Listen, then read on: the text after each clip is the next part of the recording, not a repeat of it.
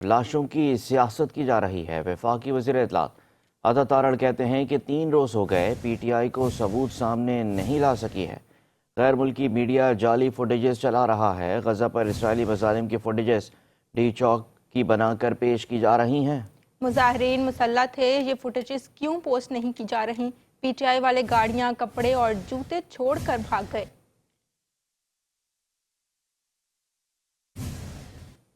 سامنے کھڑے ہو کے ایک طرف انتشار ہے، تشدد کی سیاست ہے، اور بڑا افسوس ہوتا ہے کہ اب ڈیڈ باڈیز کی سیاست کی جا رہی ہے۔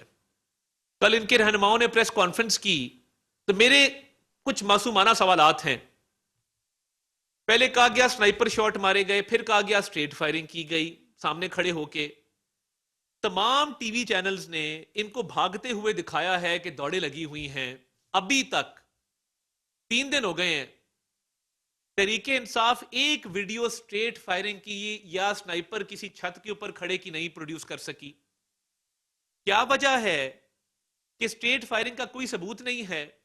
پمز ہسپتال، پولی کلینک ہسپتال کہتا ہے کہ جی ہمیں کوئی ڈیڈ باڈی ریسیو نہیں ہوئی، اور آپ پرانی تصویریں اور آرٹیفیشل انٹیلیجنس سے جنریٹڈ امیجز چلا رہے ہیں۔